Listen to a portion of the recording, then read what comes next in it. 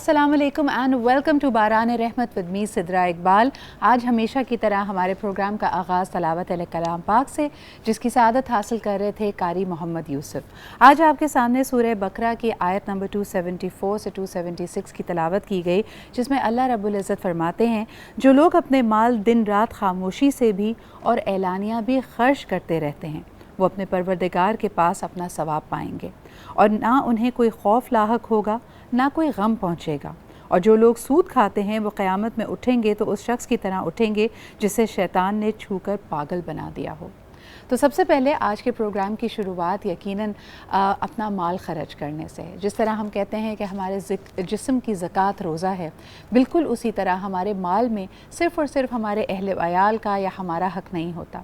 अल्लाह ताला हमें ये सादत देता है कि हम वसीला बने दूसरों के लिए। इस पूरे माह में आपकी मुलाकात हम ऐसे मुस्तनद इदारों से कराते हैं जो यकीनन कोशा हैं कि इंसानों की, हमारे समाज की जो मुख्तलिफ़ माशरती बुराइयाँ हैं, कमियाँ हैं और तकालीफ़ हैं, उनको अनथक मेहनत से दूर किया जाए। यकीनन वो सवाब के मुस्तहिक तो हैं ही, लेकिन इसके साथ साथ हमारी सपोर्ट उनके लिए बहुत अहम है। आज आपकी मुलाकात एक ऐसे ही इदारे से भी करवाएंगे, लेकिन उससे भी बढ़कर कई लोग मैंने देखा है कि जब बात करते हैं कोई माली इमदाद करने की, तो उनके जहन में होता है कि या तो हमारे पास बहुत पैसा हो, हम कोई अस्पताल बना दें, मस्जिद बना दें, तालीमी इदारा खड़ा कर दें। लेकिन आपकी जितनी इस्तिताअत है, आप अपने माल को पाक करते रहिए दूसरों का उनका हक़ देकर।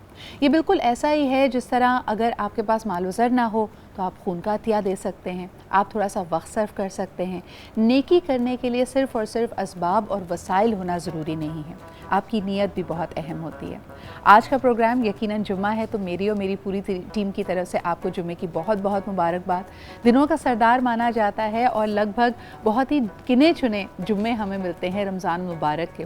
तो आज अपनी दुआओं में यकीनन हम सबको भी याद रखिएगा, मुल्क और कौम को भी याद रखिएगा, और पूरे आलम में इंसानियत के लिए जो इस वक्त पेंडेमिक की एक वबा की लपेट में है, यकीनन वो भी दुआ की मुस्तहिक है। आज सबसे पहले प्रोग्राम की शुरुआत करते हैं सिर्फ इस माह को देखते हुए। यकीनन ये बरकतों का महीना है, लेकिन साथ ही साथ हमने देखा कि जो आजमाइश की घड़ियां हमारे सामने हैं, उसकी वजह से पेंडेमिक में कई लोगों ने अपने प्यारों को खोया है। पाकिस्तान में अगर हम ये तसव्वुर कर रहे हैं कि हालात बेकाबू नहीं हैं, तो ये भी शायद हमारी एक तरह से खाम ख्याली है। ये बिल्कुल वही एटीट्यूड है जब हम कहें जी दिल्ली दूरस्त, लेकिन यकीनन आपके सामने जो वबा है वो दिनों में बल्कि घंटों में तेज़ी से फैलती है, मुहलिक बन जाती है। 373 लोग अपनी जान से गए सिर्फ इस माह में, और अगर परसों की बात की जाए तो 201 अफराद लुक़माए अजल बने। यकीनन हमारे लिए शायद ये एक सख्त नंबर है, लेकिन इमेजिन कीजिए 201 अफराद के घराने, उनसे जुड़े हुए लोग, उनसे जुड़े हुए रिश्ते। तो यकीनन एहतियात का दामन ना छोड़िए। बहुत सारे लोग शायद ये समझ रहे हैं कि अगर आपने वैक्सीनेट करा लिया तो आप सुपर ह्यूमन हैं। अपने घर में जो आपके बुज़ुर्ग हैं उनकी आपने वैक्सीनेशन कराई है, लेकिन एहतियात आपने फिर भी करनी है। एहतियात को मद्देनज़र रखते हुए इस वक्त बहुत शहमगोइयाँ हो रही हैं कि क्या हम एक कंप्लीट लॉकडाउन की तरफ जा रहे हैं। दुनिया के अहम तरीन बड़े ममालिक को अगर देखा जाए, उनके सामने है कि ये दूसरी और तीसरी लहर, जो कि डिपेंड करता है कि आप कहाँ हैं, जैसे भारत इसको अपने यहाँ की दूसरी लहर करार देता है, पाकिस्तान के लिए ये तीसरी लहर है, ये ज़्यादा मुहलिक साबित हो रही है। और यही वजह है कि बहुत सारे ममालिक कंप्लीट लॉकडाउन की तरफ जा रहे हैं। इस वक्त NCOC की तरफ से जो पाकिस्तान के लिए इंदिया है कि आने वाली रवां साल की जो ये रवां महीने की जो ईद की छुट्टियां हैं, उसमें कंप्लीट लॉकडाउन होगा। ईद की छुट्टियों का ऐलान किया गया 10 मई से लेके 15 मई तक। 16 मई आप समझिए इतवार का रोज़ा है, तो 10 से लेके 16 मई पूरा हफ्ता है। और उम्मीद करते हैं कि अगर हमने एहतियात कर ली, अगर हम घरों में रहे और हमने सीरियसली लिया कोविड को, तो इसका जो ज़ोर हम देख रहे हैं कि शिद्दत इख्तियार कर रहा है, उसमें यकीनन कमी आएगी। हमारे पास जो पैटर्न्स मौजूद है, नज़र यही आता है कि जब हम घरों में रहते हैं, जब हम एहतियात करते हैं, हम ये छोटी सी मुश्किल अगर काट लेते हैं, तो यकीनन चीज़ें बेहतरी की तरफ जाएंगी। अच्छा, इसमें एक बात कहते चलूँ जिससे पहले कि हम ब्रेक ले रहे हैं। अक्सर लोगों का ख्याल ये होता है कि जी पाकिस्तान मुताहमिल नहीं हो सकता लॉकडाउन का। बहुत सारे डेली वेजर्स हैं, बहुत सारे ऐसे लोग हैं जो शदीद मुश्किल का शिकार हो जाएंगे। मैं आपसे ये कहना चाहूँगी कि जितना मेरा तजुर्बा है, जितनी मेरी एक as a student of business and economy में देखती हूँ, हमारे पास एक बहुत बड़ी ताकत है। वो ताकत है हमारी अपनी आवाम, हमारी अपनी आबादी। ठीक है, हम मुश्किल से गुजरेंगे, चाहे बहुत कोई सरमायादार तबका हो और सबसे कमज़ोर तबका हो, सबके लिए मुश्किल होगी। लेकिन हमारी ये सलाहियत कि जब चीज़ें खुलती हैं और जब चीज़ें नॉर्मलसी की तरफ जाती हैं, जब लॉकडाउन हटाया जाता है, तो हम उतनी ही तेज़ी से बाउंस बैक करते हैं, जिसको हमारे मुल्क और मिल्लत की रेजिलियंस कहा जाएगा। ऑन दी अदर हैंड, अगर यूरोप की, अमेरिका की, ऑस्ट्रेलिया की बात करें, क्योंकि ये इतनी इंटीग्रेटेड इकोनॉमीज़ हैं, हर दूसरी चीज़ के लिए एक दूसरे पे इन्हिसार करती हैं, तो इनके लिए बाउंस बैक शायद मुश्किल होगा। ये एक उम्मीद की किरण है, इसको यकीनन सोचते रहिए, इसको मद्देनज़र रखिए और इस वक्त की जो हमारी सांझी मुश्किल है उसको एक साथ गुजार लीजिए। एक छोटा सा ब्रेक लेते हैं, वापस आएंगे। आपकी मुलाकात, जैसे मैंने कहा, एक बड़ी ही ज़बरदस्त इदारे से करेंगे जिनकी तमाम तर तवानाइयाँ और कोशिशें मुख्तस हैं आवाम की मदद करने के लिए और मरीज़ों का इलाज करने के लिए जो शायद हेल्थ केयर को अफोर्ड नहीं कर सकते। इसके अलावा जी अहम दिन है आज। अगर इस्लामी तारीख़ की तरह नज़र डाली जाए तो जंगे बदर में मुसलमानों की पहली फतह का भी दिन है। उसके बारे में हम आपको रिपोर्ट भी दिखाएंगे, गुफ्तगू भी करेंगे एक छोटे से ब्रेक के बाद।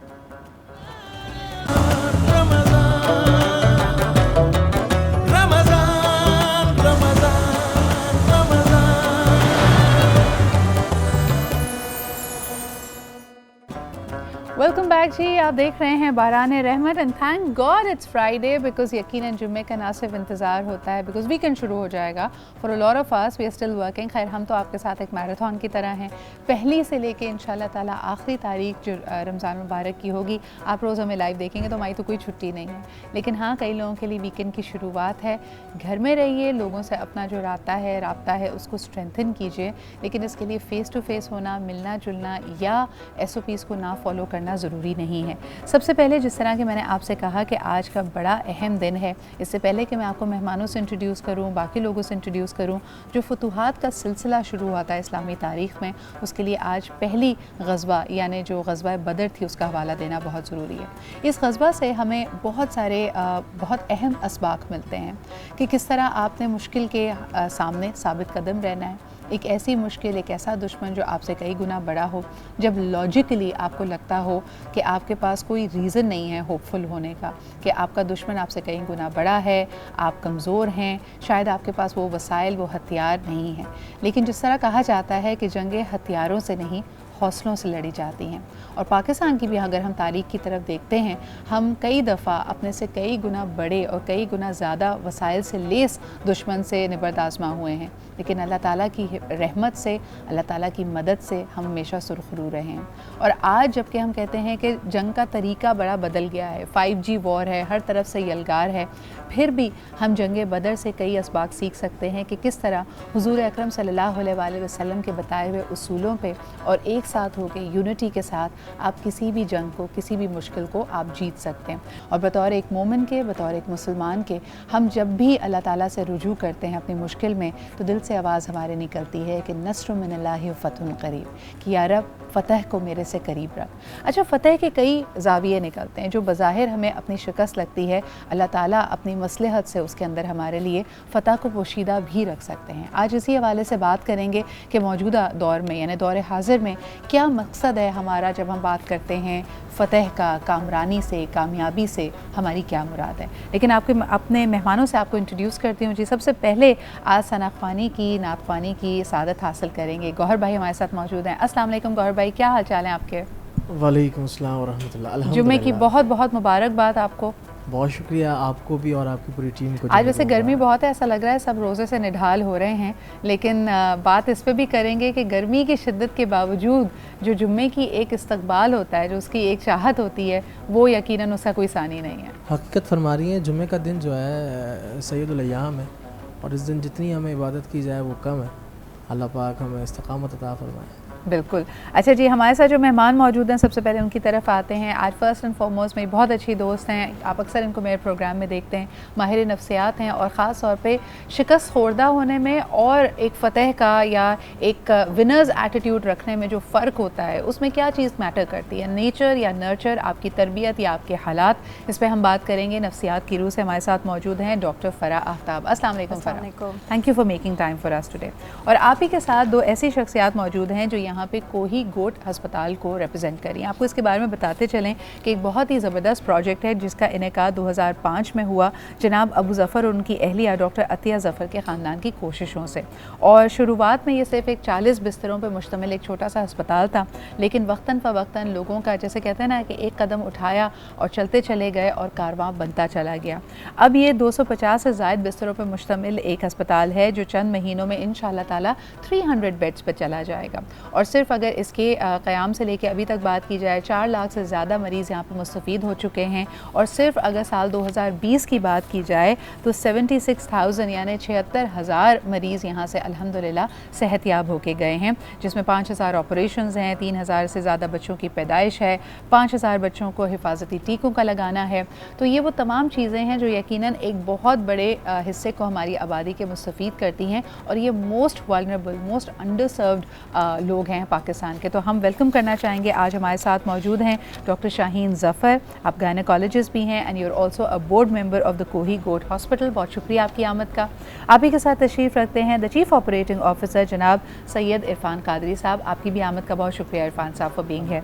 अच्छा जी, आपसे गुफ्तगू के आगाज़ से पहले एक छोटा सा हम डी टूर लेते हैं टूवर्ड्स द किचन। अस्सलाम वालेकुम सलमा जी, क्या हाल चाल है? वालेकुम अस्सलाम, आपको जुम्मा बहुत मुबारक और सब देखने वालों को मुबारक। बहुत शुक्रिया। और आज ऐसा लग रहा है कि कोई ख़ास पकवान बनेगा। मुझे याद आ रहा है स्कूल का दिन, क्योंकि हमारे स्कूल के टाइम में फ्राइडे ऑफ हुआ करता था और फ्राइडे सैटरडे बड़े अहम थे। तो सुबह से जी वो नमाज की तैयारी, फिर इसके अलावा उस दिन यूजुअली मैंने देखा है कि पाकिस्तान के ज़्यादातर घरों में बिरयानी बनती थी।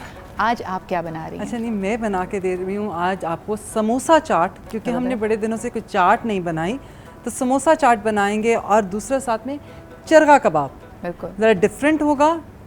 टेस्ट वही है जो ट्रेडिशनल चरगे का टेस्ट है, लेकिन यह है कि वो कबाब की सूरत में होगा। तो आज हम आपको चरगा कबाब खिलाएंगे। ज़बरदस्त। अच्छा जी, समोसा चाट में अक्सर अगर आपको कोई भी अभाम हो तो आप समोसा घर पे भी बना सकते हैं, वरना अगर मेरे जैसे आपको एक रेसिपी चाहते हैं तो समोसा बाहर से मंगाएं और बाकी कॉन्डिमेंट्स आप रेडी कर लें। सलमा जी कैसे बना रही हैं आपको बताएंगे, लेकिन I am so surprise Salma ji, इस वक्त जो किस्म किस्म के समोसे मिल रहे हैं ना मार्केट में, I am really impress by the variety. Paneer samosa आपको मिलता है, आलू का समोसा तो खैर बेस्ट है ही।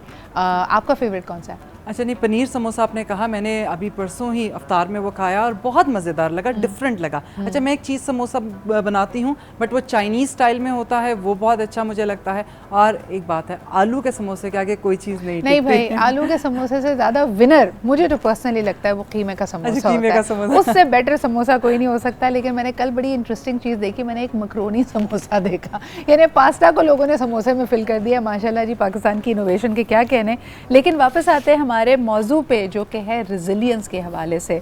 डॉक्टर शाहीन, अगर गुफ्तगू का आगाज़ आपसे करूँ, आई एम श्योर कि जब इस अस्पताल की भी भागदौड़ आप लोगों ने संभाली भी है और अल्हम्दुलिल्लाह हमें बड़ी खुशी है जानकर कि with every passing month, with every passing year आपका जो इम्पैक्ट है, आपका जो इन्फ्लुएंस है लोकल कम्युनिटी पे, वो बढ़ता चला जा रहा है और लोग मुस्तफ़ीद हो रहे हैं।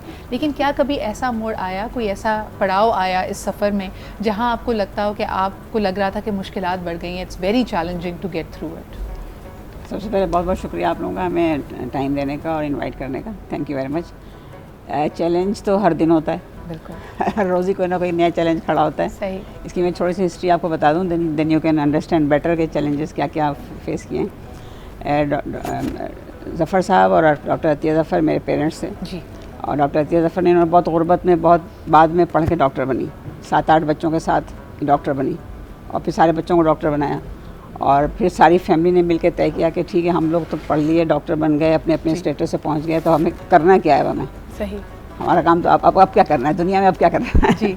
तो फिर आगे दूसरों के लिए कम्युनिटी को वी हैव टू पे बैक। एब्सोल्युटली। हमने कम्युनिटी से जो कुछ हासिल किया हमें उसको पे बैक करना है। मेरे फादर का ये कहना था कि आपने पाकिस्तान में रह के सब कुछ किया तो आपको पाकिस्तान को रिटर्न करना है। तो हम सब बाहर गए, सब पढ़ के वापस आए और हमने ये चैरिटी हॉस्पिटल खोलने का प्रोजेक्ट बनाया, जो कि लांडी के इलाके में है। सही। 16 एकड़ ज़मीन है, जो कि ऑल प्राइवेट लैंड है, पूरी प्राइवेट लैंड हमने डोनेट करी हॉस्पिटल के लिए। और ये पिछले 20 साल से तकरीबन काम कर रहे हैं। डॉक्टर साहब, इन द मॉडर्न डे, ये इस वक्त जो दौर हाज़िर का हमारा सबसे बड़ा मसला है द पेंडेमिक, मैं जानना चाहूँगी आप लोग 2005 से इस कम्युनिटी के साथ एक रिलेशनशिप है आपकी, आपके अस्पताल की, शऊर और आगही के बारे में क्या कहेंगे? यानी मैं इस बात पे बड़ी परेशान होती हूँ कि तमाम तर हुकूमती वसाइल, आप लोग, तमाम अस्पताल लोगों को इस वक्त कह रहे हैं कि एहतियात करें, SOPs इख्तियार करें। People are not paying heed. People are not paying heed. इसकी क्या वजह आप देखती हैं? How will that change? इसमें बहुत बड़ा प्रॉब्लम हमारी एजुकेशन का है ना। इलिटरेट सोसाइटी में तो फिर यही होता है, जब तक आप लिटरेसी रेट नहीं बढ़ेगा, जब तक यही होगा, और ये हमारा फर्स्ट एंड फॉरमोस्ट एम यही होना चाहिए जी, हेल्थ एंड एजुकेशन, जिस पे हम लोग काम करने की कोशिश कर रहे हैं और अल्लाह का शुक्र है काफ़ी कुछ कर रहे हैं। ये हॉस्पिटल जो है ये कुही गोट मीन्स गांव जी, ये मलिर के सबर्ब में एक गाँव है, वहाँ ही हॉस्पिटल है। तो उसकी वजह से उस गाँव के बच्चे काफ़ी पढ़ गए। वहाँ लड़कियों के लिए हम लोगों ने नर्सिंग ट्रेनिंग, मिडवाइफरी ट्रेनिंग, ये सारा कुछ शुरू किया हुआ है। Zafar Atiya foundation charitable trust के अंडर में ये सारे प्रोजेक्ट्स आते हैं। तो ये बहुत इंपॉर्टेंट बात है कि जब तक प्राइमरी एजुकेशन ना हो, आप आगे कौम की तरक्की का सोच ही नहीं सकते हैं। नहीं, और आप देखें कि एक ओएसएस होता है, जिस तरह हम कहते हैं कि घर में अगर एक माइक्रोवेव, एक फ्रिज या एक मोबाइल फ़ोन आ जाए तो वो उस घर की लाइफस्टाइल को बदल देता है, सोचने के अंदाज़ को बदल देता है। तो बिल्कुल उसी तरह ये जो हम देख सकते हैं कि रूही गोट अस्पताल, इसने उस पूरे एरिया के लोगों की सोच को बदला है। कितनी बच्चियाँ हैं, कितनी ख़वातीन हैं जिनको नर्सिंग के शोबे में अब एक तरह से अपॉर्चुनिटीज़ मिल रही हैं।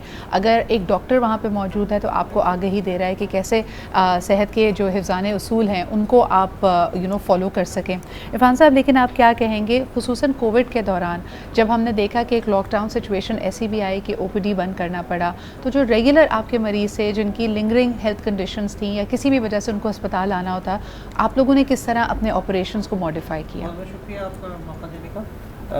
हमने OPD बंद नहीं की, सही, हॉस्पिटल मुसलसल काम करता रहा, लेकिन हमने अपने प्रोटोकॉल्स जो SOPs थी उसको मेंटेन करने की कोशिश की। सही, और टफ़ टाइम था पूरे मुल्क पे और अभी भी है, लेकिन मुझे याद है कि हमारी अभी करंट OPD पर डे की लगभग 600 OPD पर डे होती है। और उन दिनों हम हाफ पे चले गए थे। सही, और हम उन लोगों को ज़्यादा केयर देते थे जिनकी सर्जरीज़ हैं, जिनका बिल्कुल नियर डेज आ गए हैं, उनको हॉस्पिटल में होना चाहिए, उनके लिए कोई कंप्रोमाइज़ नहीं था। इरफान साहब, कोविड वार्ड भी है आपका? कोविड वार्ड हमने कुछ अरसे के लिए कोविड वार्ड हमने अलग से किया, क्योंकि कोई पेशेंट ऐसे आते थे, लेबर में पेशेंट आ गया है और कोविड में है। एक ऐसी माँ जो कराची का बहुत बड़ा अलमिया था, क्योंकि मैं इसके अलावा 1-2 हॉस्पिटल और देखता रहा, एक्सपो में भी हमारा काम, एक्सपो में भी इन्वॉल्व था एज वॉलंटियर। तो हमने देखा कि ऐसी पेशेंट्स जो शुरू में कोरोना इंट्रोड्यूस हुआ और एक पेशेंट जो डिलीवर होने वाली है और मदर है, वो उसको कोई लेने के लिए तैयार नहीं था, एक खौफ था कि। तो फिर हमने सबसे पहले हमने प्राइवेट सेक्टर में पहला एक अतिया हॉस्पिटल में हमने एक प्राइवेट लेबर रूम बनाया, जिसको नेगेटिव प्रेशर के साथ कोविड लेबर रूम कन्वर्ट किया, ताकि किसी भी माँ को वापस ना भेजना पड़े। इसी तरह हमने कुही गोड में एक लेबर रूम सेपरेट किया कि कोई भी सिम्टम के साथ आए तो उसको डिलीवर करवाया जाएगा और उसके लिए पूरा एहतमाम किया जाएगा। जो मरीज़ को देख रहा है, जो डॉक्टर देख रही है, जो नर्स देख रही है, उसके पूरी प्रोटोकॉल्स मेंटेन किए जाएंगे। तो I think this is highly commendable. I mean hats off to you for coming up with an innovative solution to a real time problem. वाकई बात बिल्कुल सही है कि ज़चकी के दौरान अगर आप कोविड पॉजिटिव हो जाते हैं during pregnancy and you're about to go into labour और आपको कोई अस्पताल ना ले, तो आप सोच सकते हैं कि कितने ट्रॉमा से, कितनी मुश्किल से ख़ानदान गुजरता है। अच्छा जी, गुफ्तगू का सिलसिला चलता रहेगा और आज एक बड़ा अहम मौजू, आज सहरी में मुझे फ़रा मेरी एक फ्रेंड का फ़ोन आया, आपसे बल्कि इस पर कॉमेंट लेके मैं आगे बढ़ती हूँ कि एक बड़ी मुश्किल ये है कि प्राइवेट अस्पतालों में जहाँ लोग कह रहे हैं कि एक कोविड पेशेंट के लिए फ़ीस बहुत ज़्यादा है, उसको लुक आफ्टर किया जा रहा है, लेकिन आइसोलेशन मेंटेन नहीं हो रही है। बहुत सारे प्राइवेट अस्पताल फैमिली को कह देते हैं कि आप अपना एक अटेंडेंट हर वक्त अपने पेशेंट के साथ रखें। दैट इनहेरेंटली जितने ICU पेशेंट्स हैं उनको फर्दर उनका एक्सपोजर बढ़ा रहा है, क्योंकि अटेंडेंट्स आ रहे और जा रहे हैं। इस पर कोई बात नहीं कर रहा। नोबडी इज़ टॉकिंग अबाउट कि जो लोग कोविड पॉजिटिव हैं उनकी जो निगहदाश्त हो रही है उसका प्रोटोकॉल क्या होना चाहिए। आप क्या समझती हैं? देखिए, मेरी बात इनिशियली मैंने नोटिस किया था कि लोग इस चीज़ को सीरियस लेते थे, बट देन ये एक टाइम पीरियड ऐसा है कि हमारे यहाँ फियर इंड्यूस किया जाता है और फियर समटाइम्स इम्पॉर्टेंट है, बिकॉज अगर अनलेस एंड अनटिल ये अवेयरनेस ना क्रिएट की जाए कि आप अगर जाएंगे और फिर आप एक्सपोज हो रहे हैं और वापस जाके आप किसी ना किसी को लगा रहे हैं तो क्या इम्पैक्ट हो सकता है। Plus lot of people think कि हमने ये वैक्सीन ले ली है तो फिर now we are good to go, we don't have to follow the SOPs। So ये थोड़ा सा अवेयरनेस क्रिएट करने की ज़रूरत है, बिकॉज पहले भी बहुत ज़्यादा अवेयरनेस की वजह से लोगों ने चीज़ें फॉलो की थी। नहीं फरा बिल्कुल सही कह रही हैं। इज इट इवन राइट, यानी क्या ये बिल्कुल सही है प्राइवेट अस्पताल के लिए कि वो कहे भी या एक्सपेक्ट भी करे कि एक कोविड पॉजिटिव पेशेंट के साथ उसका अटेंडेंट आना होगा? देखिए आपका जो अमला है, हेल्थ केयर स्टाफ है, वो ट्रेंड है, उसके पास PPEs भी होंगी, उसको निगहदाश्त करना आती भी होगी, लेकिन शायद जो साथ आने वाला फैमिली मेम्बर है, अटेंडेंट है, वो ज़्यादा इमोशनल हो, उसकी सेफ्टी, उसका जो ख़तरे का लेवल है वो कई गुना ज़्यादा है। इस पर बात करेंगे जी। एक ब्रेक की तरफ बढ़ते हैं, वापस आएंगे तो गौहर भाई से हमने खूबसूरत सी नात भी सुननी है। एक छोटा सा break and we'll be right back.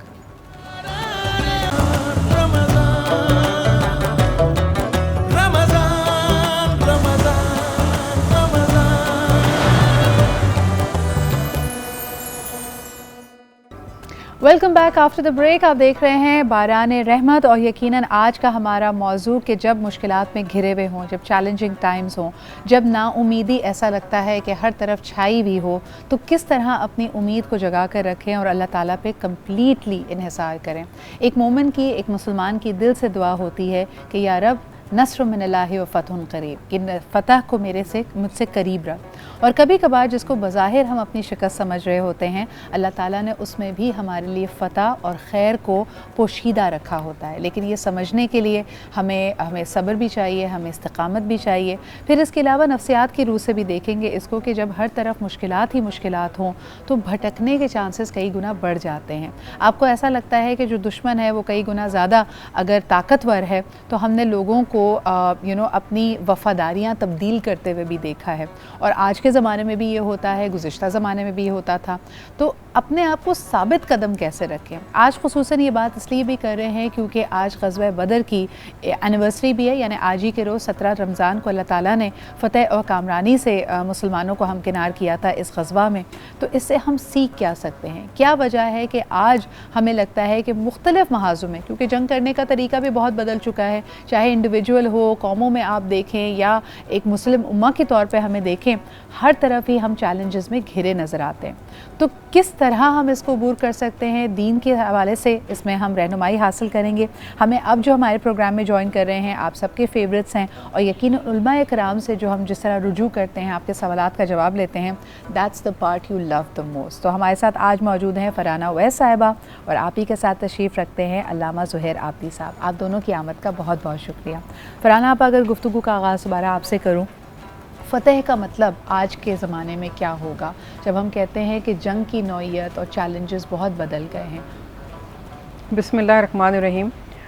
जब ये मैं वाक़या पढ़ रही थी ग़ज़वा बदर के हवाले से, तो बहुत सारी चीज़ें जो हैं नज़र से गुजरी, लेकिन एक शेर बार बार याद आ रहा था, मैं उसी से आगाज़ करना शुरू करूँगी अपने इस वाक़े के हवाले से, कि ये शहादत गहे उल्फत में कदम रखना है, लोग आसान समझते हैं मुसलमान होना।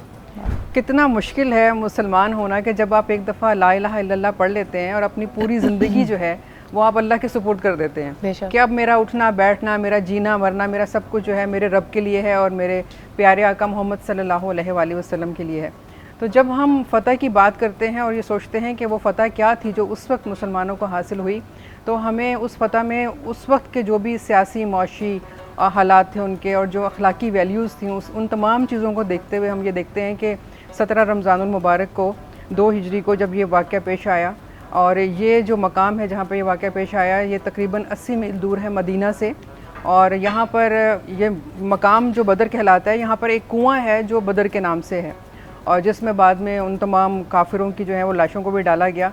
तो रसूल करीम सल्लल्लाहु अलैहि वसल्लम ने उस वक्त जो हालात थे और मुसलमान जितनी मुश्किलात से गुज़र रहे थे और बार बार जो काफिर उनको तंग कर रहे थे, उन सताने की वजह से आपने हिजरत फरमाई और मदीना तशरीफ़ लाए। लेकिन इसके बावजूद यहाँ के जो 10 साल हम आपके रसूल पाक के सल्लल्लाहु अलैहि वसल्लम की हयात मुबारक के देखते हैं, तो तकरीबन 84 मार्के हैं जिनसे आपको गुजरना पड़ा, यानी यहाँ पर भी लोगों ने आपको नहीं छोड़ा। और फिर ये वाक़या जो सबसे पहला मशहूर तरीन वाक़या मार्का जो पेश आया, इसमें आप सल्लल्लाहु अलैहि वसल्लम के उस वक्त हालात ये थे आपके साथियों के जिनकी तादाद 313 है, और जिनको बदरी सहाबा के हवाले से रसूल पाक सल्लल्लाहु अलैहि वसल्लम ने ये भी फरमाया कि ये वो हैं जिन्हें अल्लाह रब्बुल इज़्ज़त ने बख्श दिया है और इनका उम्मत पर एहसान है, तो इनके वसीले से अगर दुआ की जाए तो कबूल होती है। ये वो सहाबी हैं। और इनका हाल ये है कि किसी के पास प्रॉपरली पूरा लिबास नहीं है, किसी के पास फटे हुए जूते हैं, लेकिन वो फिर भी ईमान की ताकत से भरा हुआ है। और बताना ये मकसूद है कि फ़तह ये नहीं है कि तुम्हारी तादाद बहुत ज़्यादा हो या तुम्हारे पास सामान बहुत ज़्यादा हो। फ़तह ये है कि मुसलमान अल्लाह पर और अल्लाह के हबीब मोहम्मद मुस्तफ़ा सल्लल्लाहु अलैहि वसल्लम पर भरोसा करता है तो हक़ व बातिल का फ़र्क नज़र आ जाता है। और जो कामयाबी है वो मुसलमानों को इस तरह से मिलती है कि अल्लाह रब्बुल इज़्ज़त ने कुरान पाक में फ़रमाया कि अगर तुम ईमान वाले हो तो हम तुम्हारे साथ हैं।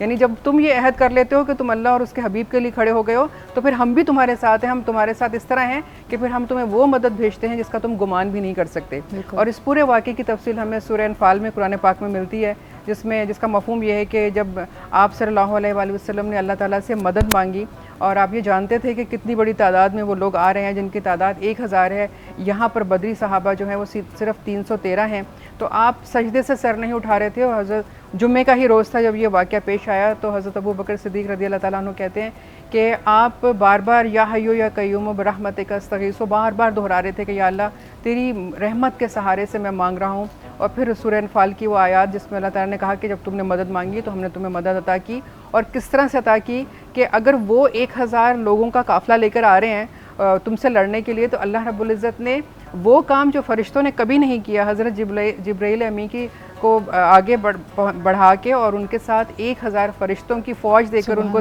ज़मीन पर भेजा कि मेरे नबी ने, मेरे हबीब ने मदद मांगी है तो जाओ उनकी मदद करो। और फिर जब ये पूरा काफ़िला आता है और मुकाबला शुरू होता है तो सबसे पहले हज़रत अब्दुल रहमान बिन औफ़ कहते हैं कि 2 जवान बच्चे जिनका नाम माज और मावज़ है वो आते हैं और मुझसे पूछते हैं कि अबू जहल इसमें से कौन है। तो जज्बा ये है ईमान का कि वो छोटे छोटे बच्चे भी आके शरीक हो गए और कह रहे हैं कि हम जिहाद में हिस्सा लेंगे।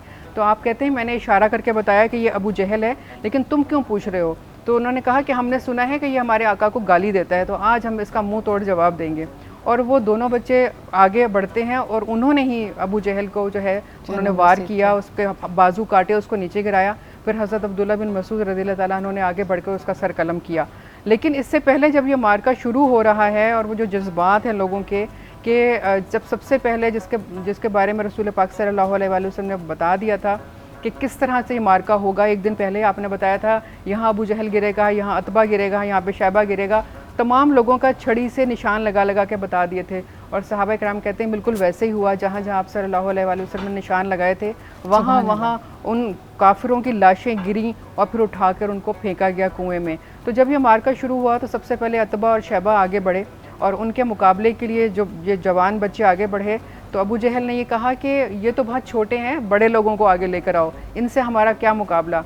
तो फिर आप सल्लल्लाहु अलैहि वसल्लम ने हज़रत हमज़ा रज़ियल्लाहु ताला अन्हु, हज़रत अली रज़ियल्लाहु ताला अन्हु और एक और सहाबी थे उबैदा बिन हारिस रज़ियल्लाहु अन्हु, उनको आगे भेजा कि ये तुम्हारा मुकाबला करेंगे। और फिर उन्होंने अतबा, शैबा और वलीद को जो उनके मुकाबले में थे उनको जहन्नुम वासिल किया। और इस तरह से फिर ये जो मार्का आगे बढ़ा और 313 ने अपनी ईमानी कुव्वत के साथ, अल्लाह की मदद के साथ जो फ़रिश्ते आगे थे।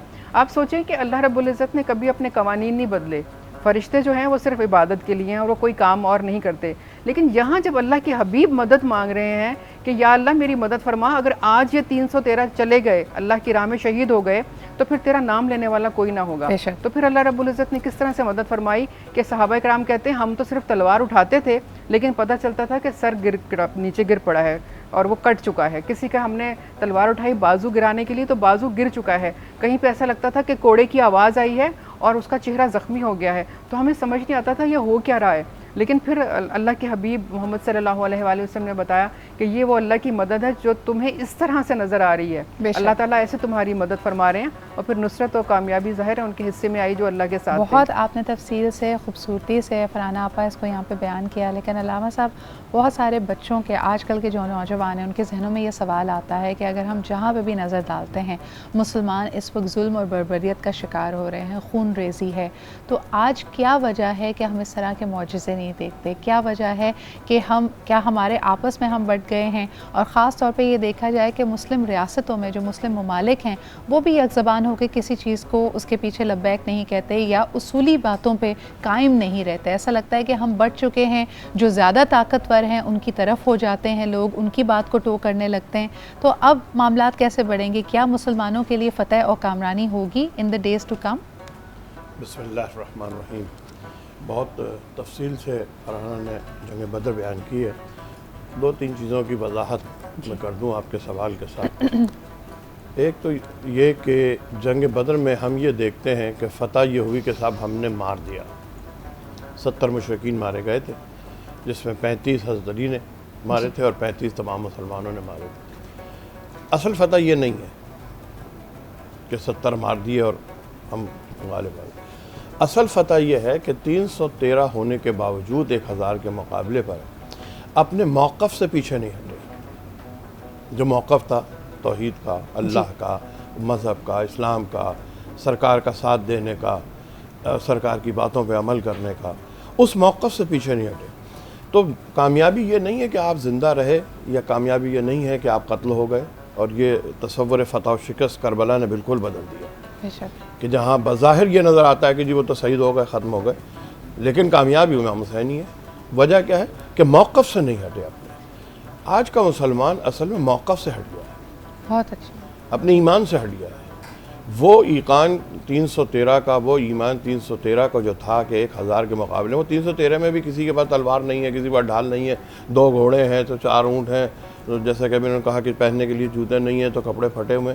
इस पोजीशन के 313 मुसल्ला और बिल्कुल तैयार नहीं, सही 313 इस पोजीशन के, लेकिन उनके ईमान और ईकान में तब्दीली नहीं आई, वो अपने मजबूत है। आज हमारे पास सब कुछ होने के बाद हमारा ईमान नहीं है, हमारा खुदा पे भरोसा नहीं है। हम अपने नबी पर से मोहब्बत का दावा ज़रूर करते हैं, अमलन हम बहुत ज़्यादा दूर हैं अपने नबी की मोहब्बत से। ज़ाहिर है कि अब ये बातें पूरे रमज़ान होती भी आई हैं बात, लेकिन ये जितनी भी दोहराई जाएँ उतनी कम है हमारे माशरे और हमारे किरदार के अतबार से।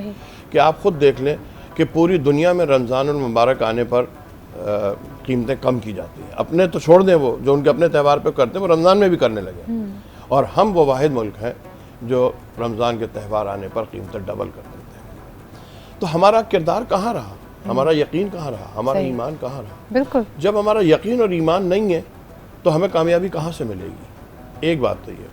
दूसरी बात ये कि हम ये समझ रहे हैं, वही जो अभी मैंने आगाज़ में कहा कि हम ये समझ रहे हैं कि जंग होकर कत्ल करने में कामयाबी है। इस वक्त जंग का मैदान बदल गया है, असलहा बदल गया है। बिल्कुल। अब आपने कत्ल करके नहीं जीतना, अब आपने अपनी माशी इस्तेहकाम से जंग जीतनी है, अब आपने इल्म के ज़रिए से जंग जीतनी है, अब आपने टेक्नोलॉजी के ज़रिए से जंग जीतनी है। अगर आप जीतना चाहते हैं तो आप इन छोटे छोटे मसाइल को छोड़कर मुसलमान इस बात पर तवज्जो दें कि हमारा इल्म क्या है, सही, हमारा शऊर क्या है, हम टेक्नोलॉजी में कितने आगे हैं, हमारी मईशियत कितनी मुस्तहकम है। अगर हमारी मईशियत मुस्तहकम होगी और ये हमने अरबों अरबों खरबों रुपए वर्ल्ड बैंक से और इनसे और उनसे कर्जे न लिए हुए होंगे तो हम किसी के आगे सर नहीं झुकाएंगे। और जबकि कर्जे लिए हैं तो आप तदबीर करें कि उनको वापस करें, इस शिकंजे से निकलें, अपने पैरों पे अपनी इस्तकामत को दोबारा बहाल करें। अच्छा जी, ब्रेक पे जाने से पहले फरा एक क्विक क्वेश्चन आपसे भी। मुझे ये बताइए कि ये तो हम रियासतों की, पूरे माशरे की, मुल्कों की बात कर रहे हैं, लेकिन इंडिविजुअली एक इंसान अगर अपने आप को शिकस्त खोरदा समझता है, वो समझता है कि मैं हार चुका हूँ, इन चैलेंजेस से सामना करने की मेरे में हिम्मत नहीं है, तो क्या ऐसी चीज़ हो सकती है जो उसकी नफ्सियात को, उसकी थिंकिंग को, उसके माइंडसेट को बदल सके? अच्छा, जैसे हमने बात की, इन्होंने बात की कि देखें उस वक्त भी बिलीफ सिस्टम था। सही। बिलीफ सिस्टम का मतलब क्या है? परसेप्शन। इस्लाम कहता है गुमान अच्छा रखो, साइकोलॉजी कहती है think positive. If you think positive everything will happen positively.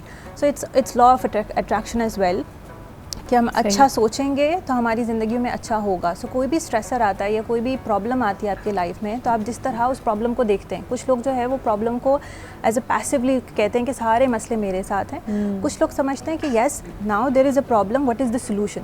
सो जो सोल्यूशन फोकस्ड होते हैं वो कामयाब होते हैं, वो रिजिलियंट ज़्यादा होते हैं।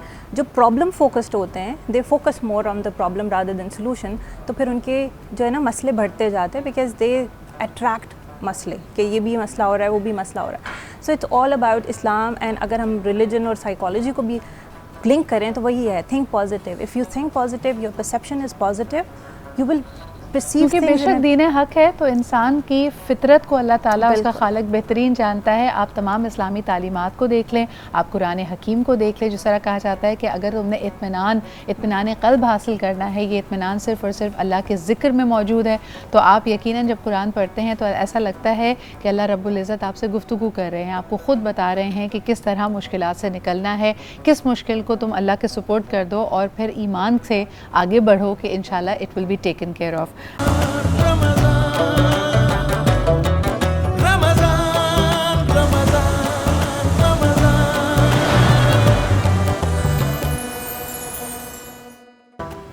Welcome back. आप देख रहे हैं बारान रहमत। बात हो रही है विक्ट्री की, यानी फ़तेह की, कामयाबी की। तो यकीनन हर इंसान हम में से, जाहिर सी बात है, किसी जंग के मैदान में नहीं है, लेकिन उसको महसूस ऐसा ही होता है कि उसकी ज़िंदगी एक जंग की तरह है। फ़राह, गुफ्तगू का आगाज़ आपसे करना चाहूँगी कि हमें जो आजकल बार बार कहा जाता है कि बड़ा एनजाइटी से भरपूर टाइम है, और फिर 2020 में हमने देखा कि घर में हैं, सेफ़ हैं, लेकिन फिर भी हमें ऐसा महसूस होता है कि things are out of our control. ये जो हमारी कोशिश है to keep things under control, ये हमारे लिए कितनी प्रॉब्लम्स क्रिएट कर रही है? अच्छा देखिए, जितना इंसान फ्लेक्सिबल होता है उतनी रेजिलियंस ज़्यादा होती है। सही। सो जितना आप एक्सेप्टेबल होते हैं टू द एनवायरनमेंट या चेंजेस, उतने ज़्यादा आपके लिए आसानी होगी एडजस्ट करने के लिए। देखिए, सर्वाइवल ऑफ द फिटेस्ट कहता यही है, सर्वाइव करने के लिए you have to adjust to the environment. So जो लोग सर्वाइव नहीं कर सके, इवन आफ्टर कोविड, जब कोविड हुआ था तो लोगों को सर्वाइव करने में मसला हो रहा था, तो जिनको मसला हो रहा था उन्हें एंजाइटी, उन्हें डिप्रेशन, उनको मेंटल हेल्थ इश्यूज़ होने के ज़्यादा प्रॉब्लम्स हुए थे। पर एज जिन्होंने एडजस्ट कर लिया, वो ही सर्वाइव कर पाए, and they are actually doing it quite well. Even जब उन्हें वापस बैक टू नॉर्मल कहा जा रहा था तो दे वर फाइंडिंग इट डिफ़िकल्ट कि यार अब वापस से कैसे जाएं। अब तो अडेप्ट कर घर में रह के काम करने को, एक ऑफिस घर में ही बना लेने को, ऑनलाइन काम करने को। बहुत सारे लोगों में ये देखी गई आदत कि आप जो पहले रात भर जगे हो रहे होते थे और आप लेट नाइट इवनिंग्स बाहर निकाल रहे होते थे, अब आपका दिल चाहता है, क्योंकि घर में रहने की आदत है, घर से एक रुख पता है कि 5-6 बजे आप घर आ जाएं। लेकिन फरहाना पा, अगर घर में बेसुकूनी हो, घर में जंग का माहौल हो, तो फिर क्या किया जाए, जो कि अक्सर लोगों के साथ होता है, और उसमें किस ग्रोह के साथ या किस साइड के साथ जो मर्द हजरात है उनको साइड करना चाहिए टू मेंटेन द पीस? हो ये रहा है जो आप सारी पोजीशन बता रही हैं कि घर का कोई एक छोटा सा पोर्शन जो है वो मर्द अपनी टेबल कुर्सी लेके बैठ जाते हैं बेचारे, कि हमने सुबह से शाम तक यहाँ बैठना है। लेकिन जो घर में छोटे बच्चे होते हैं ना, वो किसी ना किसी तरह से एंटर होकर उनको डिस्टर्ब करते हैं। सही। उनके लिए मैनेज करना बड़ा मुश्किल हो रहा होता है। लेकिन बहरहाल वो फिर जिम्मेदारियाँ ख़वातीन की हमेशा से ही ज़्यादा रही हैं और भी बढ़ गई हैं, और अभी भी ख़वातीन जो हैं वो इसी तरह से कोशिश करती हैं कि बच्चे भी जो हैं वो वालिद को डिस्टर्ब ना करें और घर के बाकी काम काज भी होते रहें। तो वही बात इन्होंने बड़ी अच्छी की है कि जितना ज़्यादा आप एक्सेप्ट करेंगे चेंजेस को, उतना आपके लिए आसान होगा। और एक और चीज़ है कि हम लोग इन तमाम हालात में ना, वो जो अल्लाह रब्बुल इज़्ज़त का इरशाद है कि मैं तुम्हें खौफ से आजमाऊँगा, तो इस वक्त हम खौफ में मुब्तला हैं असल में। और ये खौफ जो है ना, ये बड़ा ख़तरनाक किस्म का खौफ है, मौत का खौफ है, कि आप एक लम्हे के लिए ना अपने आप को तो भूल जाते हैं, लेकिन जो आपके प्यारे हैं वो खौफ नहीं आप निकाल पाते। तो मेरा ख्याल है हमें इसके लिए जो है ज़रूर अल्लाह ताला से रुजू करते रहना चाहिए, और मुस्तकिल दुरूद पाक पढ़ते रहें और दुआ करते रहें, ज़िक्र करते रहें कि परवरदिगार जो है हमें भी और हमारे प्यारों को अपनी आफियत में रखे, और जितने लोग बीमार हैं उनको भी शफा अता फरमाए। तो इसके लिए कुछ दुआएं हैं जो बताई जा रही हैं मुख्तलिफ। और कल भी मैं एक दुआ देख रही थी, मौलाना तकी उस्मानी साहब ने जो है वो बताई कि अगर हम लोग रोज़ाना सुबह शाम इस दुआ को अपनी नमाज़ों के बाद पढ़ लें, जैसे फ़जर के बाद और मगरिब के बाद, तो हम इस वबा से महफूज रह सकते हैं। तो आपने बताया कि उनके एक दोस्त हैं जिनको रसूल पाक सल्लल्लाहु अलैहि वसल्लम ने ख्वाब में आके बताया कि आप 3 मरतबा सूरह फातिहा, 3 मरतबा सूरह इखलास, जिसको हम कुल हुवल्लाह कहते हैं, और 313 मरतबा हस्बुनल्लाह व निअमल वकील पढ़ लें। सुबह शाम अगर हम ये पढ़ लेते हैं और अपने ऊपर दम कर लेते हैं कि अल्लाह ताला हमारी हिफाजत फरमाए, हमारे प्यारों की हिफाजत फरमाए, तो हम बेशक अल्लाह की अमान में रहेंगे। और इस खौफ से भी जो हमारे ऊपर इस वक्त तारी है, और यकीनन जब भी कोई ऐसी वबा फैलती है तो इंसान को सबसे पहले यही खौफ होता है कि मैं मर गया तो क्या होगा, या खुदा ना खास्ता मेरा कोई करीबी अजीज़ मर गया तो क्या होगा। तो इसमें एक तो खौफ है, लेकिन दूसरी बात हमें जो सबक मिल रहा है वो ये है कि अपने मामलात को दुरुस्त कर लो, कि अगर तुमने कहीं पर कोई गड़बड़ की है उसको दुरुस्त कर लो। जाना तो तुम्हें है, पहले या बाद में ये तो अल्लाह ताला ही जानते हैं किसको कब जाना है, लेकिन अगर हम अपनी उन चीज़ों को दुरुस्त कर लें जो हम सोचते हैं कि हमारे मरने के बाद क्या होगा, उन्हीं मामलात को हम कम से कम वक्त में जितना अच्छे तरीके से मैनेज कर लें, उनको बेहतर कर लें, जो प्रॉब्लम्स हमने क्रिएट की हुई हैं दूसरों के लिए उनको दूर कर दें, या किसी ने हमारे लिए की हुई हैं तो उसको माफ़ कर दें, तो वो खौफ और वो बहुत सारी एंजाइटीज़ जो है ना वो भी हमारे अंदर से निकल जाएंगी। तो फिर हम फोकस होकर सिर्फ इबादत करेंगे और ये सोच के इबादत करेंगे कि अभी जाएँ या शाम को जाएँ या कल जाएँ, अल्लाह की मर्ज़ी, जब चाहे बुला ले, हम तैयार हैं। बिल्कुल। अल्लामा साहब, मसलहतन जब आप किसी लड़ाई को, किसी जंग को आप टालते हैं या उस वक्त कोई मुआहदा कर लेते हैं, तो क्या उसका तरीका ये होता है कि हमने उस जंग को, उस कॉन्फ्रंटेशन को हमेशा के लिए टाल दिया, या सही वक्त का इंतज़ार किया जा रहा होता है? जिस चीज़ को हम समझने की कोशिश कर रहे हैं कि अक्सर हम कहते हैं कि जी मुख्तलिफ़ ममालिक या मुख्तलिफ़ अदियान के लोग साजिशें करते हैं, वो अगर आप उनके साथ कभी उनकी आपसे कोई नाचाकी हो तो वो भूलते नहीं हैं, मसलहतन उस वक्त खामोश हो जाते हैं और फिर दोबारा वार करते हैं। ये चीज़ अगर मुसलमानों की हिकमत अमली में देखा जाए, जितनी आप जंगी तारीख़ हम देखते हैं या आजकल भी हम अपने मामलात को देखते हैं, हम इस तरह की दूरस प्लानिंग नहीं कर पाते, और हमसे मेरी मुराद है मुस्लिम उम्मा की। क्या ये खासा है उनका और ये हमारा भोलापन है? कहाँ पे कमी आप देखते हैं? दरअसल हमारे यहाँ एक खूबी है जी, जो बज़ाहिर व खामी नज़र आती है कि हम किसी की बुराई को मुसलमान जी, भूल जाते हैं। सही, किसी ने हमारे साथ बुरा किया है तो हम उसे भूल जाते हैं कि वो किया, क्योंकि हमारे दीन की तालीमात का एक हिस्सा है, लिहाजा हम फ्यूचर में के लिए उसके लिए कोई तैयारी नहीं करते। लेकिन हमें ये सोचना चाहिए कि हम उसकी उस बुराई को तो भूल जाएं जो पिछली उसने की थी, लेकिन आइंदा के लिए उसे तैयारी हमें रखनी चाहिए कि आइंदा अगर ये हमारे साथ करेगा तो हमें उस फील्ड में किस तरह से जवाब देना है, क्योंकि कौल है हज़रत अली का कि मोमिन एक सुराख से दोबारा नहीं डसा जाता। तो हम पिछली वाली गलती को तो चलें भूल सकते हैं, भूल जाना चाहिए, छोड़ दें, माफ़ कर दें, लेकिन आइंदा के लिए कि उसको ऐसा कोई मौका न मिले जो वो हम पर गालिब आ सके, हमें इस्तेमाल कर सके या हमें नुकसान पहुंचा सके, उसके लिए हमें क्या करना चाहिए ये हमें सोचना चाहिए। दूसरी बात ये कि अभी जैसे कह रही थी कि उसके हवाले से दुआओं के हवाले से नहीं, दुआओं के नहीं, ये खौफ के हवाले से, ये खौफ असल में इसलिए है कि हमें अल्लाह पर भरोसा नहीं है। असल में हम ये सोच रहे हैं कि जो कुछ मैं कर रहा हूँ अपने मतलब औलाद के लिए, अपने बीवी बच्चों के लिए, ये मैं कर रहा हूँ, ये मैं चला जाऊँगा तो ये कुछ भी नहीं होगा। सही, तो अगर हम ये सोचें कि अल्लाह ने हमें नॉमिनेट किया है, हमें वो सलाहियत और इस्तात दी है कि हम उससे कर रहे हैं, अगर हम न भी होंगे तो अल्लाह कोई ना कोई उसका रास्ता, कोई ना कोई उसकी सबील पैदा कर देगा कि जो उनका ये मकसद हल हो सकेगा, उनके काम हो सकेंगे। तो अगर अल्लाह पर हमें यकीन होगा तो जैसा कि अभी फरहाना ने कहा कि भाई फिर हम अपने मसाइल निमट लें, वो उन मसाइल निमट लें जो हम अल्लाह के गुनाहगार हैं बंदों के हवाले से। अच्छा, एक जो स्पिरिचुअलिटी का एंगल आता है, और आप तीनों से मैं ये सवाल करना चाहूँगी कि ये महीना आता है, हमें यकीनन इबादत का ज़ौक़ और शौक़ बढ़ जाता है और हम आखिरत के बारे में भी सोचने लगते हैं, मौत के बाद की सूरत हाल को भी, ज़िंदगी में अगर किसी के साथ ज़्यादती की है तो उसको भी करेक्ट करने की कोशिश करते हैं। तो हम बहुत ज़्यादा रूहानियत की तरफ जब जाते हैं तो ऐसा लगता है मादी दुनिया से और मादी ज़िम्मेदारियों से एक तरह से किनारा कशी कर लेते हैं, और जैसे ही ईद का मौका आता है तो दोबारा से हमें रियलिटी चेक मिलता है कि भाई दुनिया में रहना है, दुनिया की भागदौड़ भी करनी है, हो सकता है उसमें एक दफ़ा फिर आपकी नमाज़ें भी क़ज़ा होंगी, और हो सकता है आप किसी के साथ ज़्यादती भी करें, आप उजलत में भी रहें, आपका अखलाक भी शायद पस्ती का, तनज़ुली का शिकार हो जाए।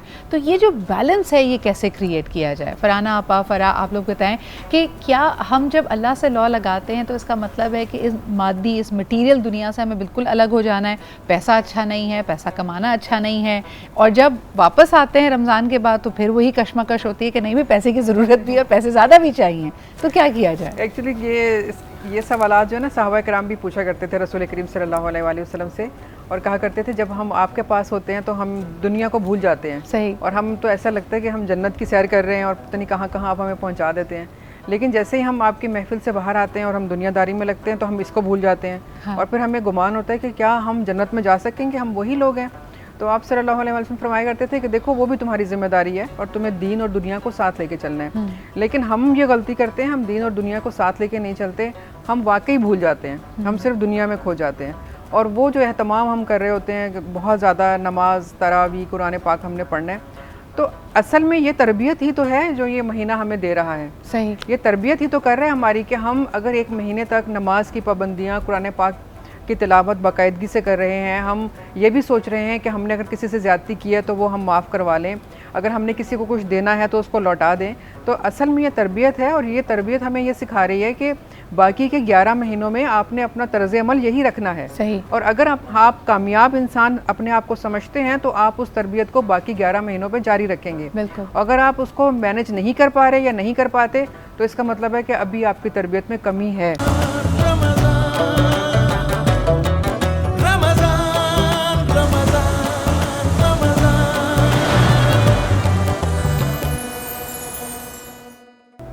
मुश्किल वक्त की अच्छी बात यह है कि वो गुज़र ही जाता है, और जिस वक्त में आप समझ रहे हैं कि आप सबसे ज़्यादा जद्दोजहद कर रहे हैं, आप अक्सर वालिदैन से पूछें जो किसी माली तंगी का अगर शिकार हैं तो उनके लिए सबसे मुश्किल वक्त ये होता है कि उनका बच्चा छोटा है और उसकी ज़रूरियात वो पूरी नहीं कर पा रहे।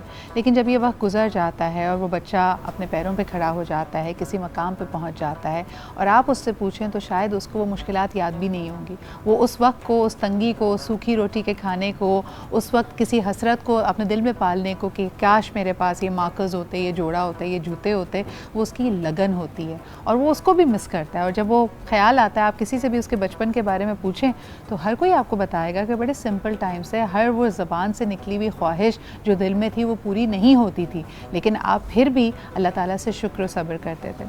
आजकल एक बड़ा फिनोमेना देखने में आ रहा है कि क्योंकि बच्चे घर में हैं और तालीमी जो सरगर्मियाँ हैं वो काफ़ी इस वक्त डिस्टर्ब चल रही हैं, तो बच्चों के घर में आप अभी यानी बात वो कहते नहीं हैं, कोई ख्वाहिश का इजहार करते नहीं हैं। पेरेंट्स का एक ही जुमला है कि भाई वो करें तो क्या करें, तो उनको फ़ौरन वो चीज़ मुहैया कर दी जाती है।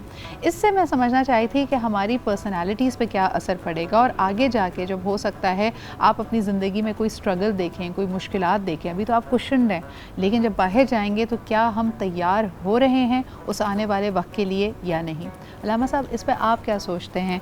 ख़ास तौर पर इन बच्चों को देखा जाए जो इनके नॉर्म्स है कि भाई सालाना अगर कोई अंकल आंटी या नाना नानी अमेरिका में रहते थे तो वंस अ ईयर की हमारी विज़िट होती थी या वेकेशंस होती थी। बच्चों के पास वो जो नोन चीज़ें थी उनकी नहीं हैं, और फिर भी घर में अगर जी एकदम बर्गर का दिल चाह रहा है तो फूड पैंडा कर लो, या जो भी चीज़ चाहिए वो दे दो। अभी हम उनकी सही तरबियत कर रहे हैं? असल मसला ये है कि हम अपने बच्चों की तरबियत नहीं कर रहे, बिल्कुल नहीं कर रहे हम तरबियत। और शायद मैं ये समझता हूँ ये जो पिछले 15-20 साल के जो पेरेंट्स हैं, इन्होंने जो अपने वालिदैन की ज़िंदगी गुजारी थी सोबत में, वो वालिदैन बड़े स्ट्रिक्ट थे, रूल्स में सख्त थे। सही। उन्होंने उस सख्ती को अपने लिए एक कमी, अपने महरूमी समझते हुए, एक बुरी चीज़ समझते हुए अपने बच्चों को बिल्कुल आज़ाद छोड़ दिया। वहाँ एक बिल्कुल सख्ती थी, यहाँ एक बिल्कुल आज़ादी है। अब जो कर रहा है बच्चा उसे करने दीजिए, उसे कोई कहने वाला नहीं। नतीजतन जो एक आदत बनती है, किसी भी चीज़ की एक आदत बनती है, वो ज़ाहिर बचपन में जो चीज़ आप करते जाएं उसको उसकी आदत होती चली जाएगी। जब बड़ा हो जाएगा तो आप उस वक्त चाहेंगे कि अब ये सही हो जाए या अब ये उन चीज़ों को फेस करे, तो वो एक नामुमकिन सी चीज़ बन जाती है। हमें ये चाहिए कि हम बैलेंस करें तरबियत में। जैसे अभी बात हो रही थी कि जी रमज़ान में हम इबादतें करते हैं और फिर रमज़ान के बाद दुनिया, इसकी वजह क्या है? इसकी वजह ये कि हमने ये सोच रखा है कि अगर हम मज़हब पे चलेंगे तो दुनिया में छोड़नी पड़ेगी, और अगर हम दुनिया में जाएंगे तो मज़हब हमें छोड़ना पड़ेगा। चॉइस दे दी आइदर। हाँ, ये गलत है, ये तसव्वुर बिल्कुल गलत है। मैं अभी 2 कुरान की आयतें आपकी खिदमत में पेश करता हूँ कि ये तसव्वुर ही गलत है। कुरान ने या इस्लाम ने ये कहीं नहीं कहा कि दुनिया छोड़ दो दीन के लिए, या दीन छोड़ दो दुनिया के लिए। हमारे यहाँ ये तसव्वुर किया जाता है साहब वो बिल्कुल कुछ नहीं पहनते और बिल्कुल कुछ नहीं खाते और बिल्कुल वैसे वो बड़े अल्लाह वाले हैं, और साहब वो बहुत अच्छे कपड़े पहनते हैं तो वो तो बड़े दुनियादार आदमी। तो खुद कुरान कह रहा है या बनी आदमा खुद ज़ीनतकुम इंदा कुल्ले मस्जिदिन, बनी आदम जब मस्जिद आओ, नमाज के लिए आओ तो ज़ीनत करके आओ, बन समर के आओ, अच्छे बन के आओ। अल्लाह जमीलन हुआ युहिब्बुल जमाल, अल्लाह जमील है, वो हुस्न को पसंद करता है। तो जब वो मस्जिद के लिए कह रहा है कि तुम जीनत करके आओ, तो क्या दुनिया में जाने के लिए आपको मना कर देगा जीनत के लिए? यही बात खाने के लिए, वकुलू वशरबू, बस एक शर्त लगा दी उसने, मिम्मा तय्यबात मा रज़क़नाकुम, वो तय्यब रिज़्क़ खाओ। तो आप दुनिया को इस्तेमाल करें लेकिन दीन के बदले में नहीं। जहाँ दीन के बदले में आए वहाँ दीन तर्क करना, ये आपका इम्तिहान है। बाकी आप जो खाएं आपको दीन ने मना नहीं किया, शर्त हलाल होना है। आप अच्छे से अच्छा कपड़ा पहने, दीन ने आपको मना नहीं किया, शर्त यह कि हलाल तरीके से कमाया हुआ। बेशक। तो अगर ये जहन में तसव्वुर आ जाए कि हमें दुनिया छोड़नी नहीं है दीन के लिए, बल्कि उसके साथ लेके चलनी है, बहुत तो खूबसूरत बात। तो फिर हम बैलेंस कर पाएंगे। एब्सोल्युटली। कि हमने दुनिया, हाँ जी ठीक है, अच्छे कपड़े पहनना, अच्छी गाड़ी, 3 चीज़ों के लिए तो कहा भी जाता है कि ये 3 चीज़ों के लिए मोमिन जो है वो जितने ज़्यादा अच्छा रख सके वो रखे। एक सवारी है, एक कुशादा मकान है, और एक असलहा है। सही। अब असलहा को यहाँ रहने थे इस दौर के एतबार से वो तो वैसे ही हम देखते हैं कि चांद रात होती है तो खामखा हवाई फायरिंग होनी शुरू हो जाती है। तो बिल्कुल आप सही कह रहे हैं। जब हम अपने बच्चों को हर चीज़ दे देते हैं ना, तो उनके अंदर सब्र और बर्दाश्त को ख़त्म कर देते हैं हम। बिल्कुल। हमें चाहिए कि हम बच्चों को, अगर वो हमसे कुछ भी डिमांड कर रहे हैं खाने पीने की चीज़ों से हट के, वो बहुत सारी फरमाइशें आजकल बच्चे ऐसे करते हैं, बड़े महंगे महंगे मोबाइल मांग लेते हैं जो वालिदैन उनको दे देते हैं। हाँ ठीक है तुम ले लो, और तुम्हें ज़रूरत भी पड़ेगी क्योंकि हर चीज़ ऑनलाइन है, तो तुम्हें इसमें भी हेल्प कर देगा, स्मार्टफोन होना चाहिए। आप ऐसा नहीं करें, आप उनको सिर्फ ज़रूरत की चीज़ दें। लेकिन बड़ी चीज़ों में, बिल्कुल बड़ी चीज़ों में आप उनको टारगेट्स दें कि अगर तुमने ये टारगेट अचीव किया तो फिर हम तुम्हें ये देंगे। यानी एक रिवॉर्ड सिस्टम भी होना चाहिए। अगर आप बगैर किसी वजह के दे देंगे तो फिर उसको वो आसानी हासिल करने की आदत हो जाएगी। अच्छा, इसको साइंटिफिकली कैसे देखती हो फरा? स्ट्रगल कितनी होनी चाहिए एक बच्चे के लिए? अगर हर चीज़ ही मशरूत हो जाए परफॉर्मेंस से, तो फिर लोग कहते हैं कि बच्चे को आपने सिर्फ रट्टू तोता बना दिया, वो फर्स्ट आएगा तभी सब कुछ मिलेगा, ये तो बड़ा ट्रांजैक्शनल है। अच्छा देखिए, हम अभी जो टाइम पीरियड में जो चीज़ मैं फेस कर रही हूँ वो है बच्चों के इश्यूज़, बिहेवियरल इश्यूज़, और उसका बहुत बड़ा ताल्लुक ये है कि हमने पेरेंटिंग को ईजी बना दिया।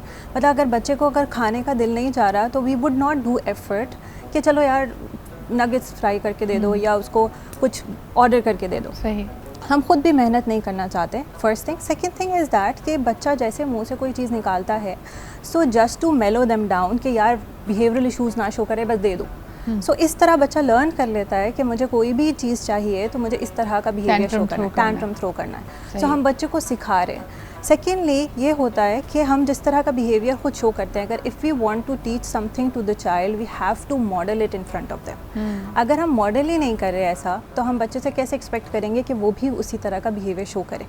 और आजकल जो ये पैंडेमिक में जो चीज़ें स्टार्ट हुई हैं, उसमें बहुत बड़ा जो बच्चों के अंदर बिहेवियरल इश्यूज़ नज़र आ रहे हैं, उसका बहुत बड़ा ताल्लुक है स्क्रीन टाइम से।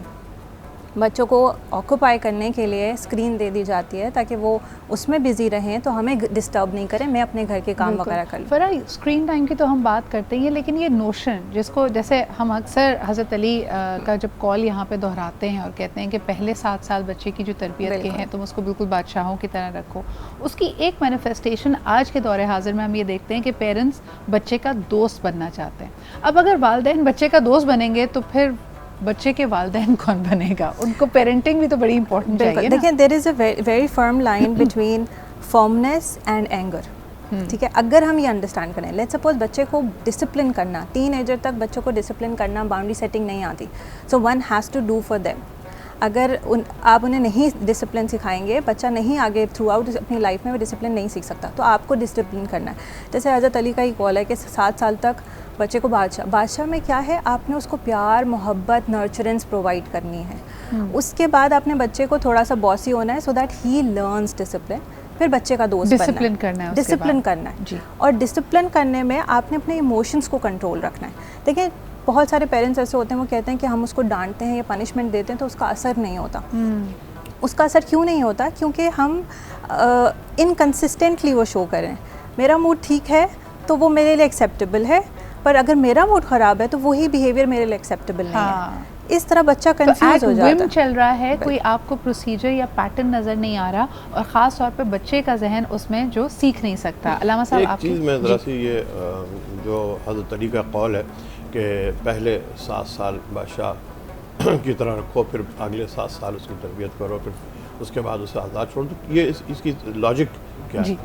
दरअसल ये हज़रत अली का कॉन्सेप्ट ये है कि पहले उस बच्चे को 7 साल ये एहसास दिलाओ कि तुम उसके हो, तुम उससे मोहब्बत करते हो, आप रिलायबल हैं, you're a reliable caretaker। जब आप रिलायबल हो जाएंगे, अब आपको टोकेंगे तो बच्चे को ये एहसास होगा ये वही मेरे माँ बाप हैं जो मेरे साथ 7 साल तक, यानी कि पिछले दौर में इतनी मोहब्बत, इतना प्यार, इतनी तवज्जो, इतना मेरा ख्याल, हर चीज़ करते थे। फिर वो आपकी डांट को, आपकी मार को, या आपकी सख्ती को, या आपकी रुकावटों को अपने लिए आपको दुश्मन नहीं समझेगा, मुखालिफ नहीं समझेगा। इसलिए ये कॉन्सेप्ट दिया कि तो बॉन्डिंग बड़ी आपकी बॉन्डिंग पहले आप मजबूत करें। बिल्कुल सही है। और मेरे ख्याल में ये उसूल आप हर जगह देखते हैं। अगर आप किसी दफ्तर में भी नई टीम के साथ काम कर रहे हैं, अगर आपका उन पर एतमाद नहीं है, ट्रस्ट नहीं है, तो कोई अगर आपको फीडबैक देगा तो आप डिफेंसिव हो जाएंगे, आपको वो क्रिटिसिज्म या तनकीद लगेगी, आप अपना बेस्ट नहीं दे पाएंगे। तो वो बेस, वो फाउंडेशन हर रिश्ते की बुनियाद बड़ी अहम होती है। अच्छा, एक कॉलर हमारे साथ हैं, आइए उनसे भी बात कर लेते हैं। हेलो, अस्सलाम वालेकुम। अस्सलाम वालेकुम जी, कौन सा, आप कहाँ से बात कर रहे हैं? गुल अनवर बोल रहा हूँ डेरा गाजी खान से। जी साहब, क्या कहेंगे? जी, मैं ये कहना चाह रहा था कि ये जो एक महीना है माह रमजान का, नेकियों का, जी बिल्कुल, ये अल्लाह पाक ने हमारी तरबियत कर रहे हैं कि इस तरबियत को हम पूरे बाकी अगले 11 महीनों पर इम्प्लीमेंट करें। बेशक। ये जो नेक अमाल है 1 महीने के, इनका असर पूरे 11 महीने तक रहे। बिल्कुल सही, बहुत शुक्रिया आपके कॉल करने का और इस बात को दोहराने का। ये बड़ी अहम नुक्ता ये है कि हम सब अगर इसको ट्रेनिंग के तौर पे लें, और ट्रेनिंग अमूमन ज़्यादा सख्त होती है। इस वक्त भी आप देखें, आपने अल्हम्दुलिल्लाह अगर रोज़ा इख्तियार किया हुआ है तो 14 घंटे की भूख और प्यास को आप बर्दाश्त कर रहे हैं। आप तमाम तरह की ग़ीबतों से, चुगली से, बुराई से आप दूर हैं और अपने नफ्स को कंट्रोल करने की कोशिश कर रहे हैं। आम दिनों में तो एटलीस्ट आपके पास खाने पीने की रोक टोक नहीं है, आप गुस्सा भी थोड़ा बहुत कर ही लेते हैं, लेकिन इस ट्रेनिंग को मेरे ख्याल में प्रैक्टिकली आपने अप्लाई करना है ताकि ज़िंदगी के हर मैदान में, ख़ास तौर पे जिसको आप एक चैलेंजिंग जंग जैसा माहौल समझ रहे हैं, उसमें आप अपने आप को कंडक्ट कर सकें। और यही हमारा आज का पैगाम भी था।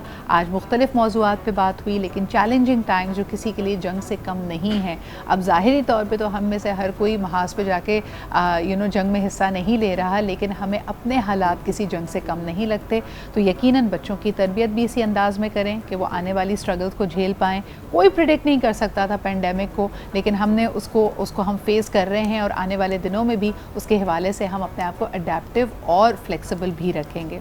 तो आज मेरे तमाम मेहमानों का शुक्रिया अदा करना चाहूँगी। Thank you so much Farah for being here. Farhana आपा, लामा साहब, आप लोगों की रहनुमाई बड़ी इंपॉर्टेंट थी। इनपुट ने यकीनन हमारी इस कॉन्वर्जेसन को एक बड़ा होलसम रुख दिया।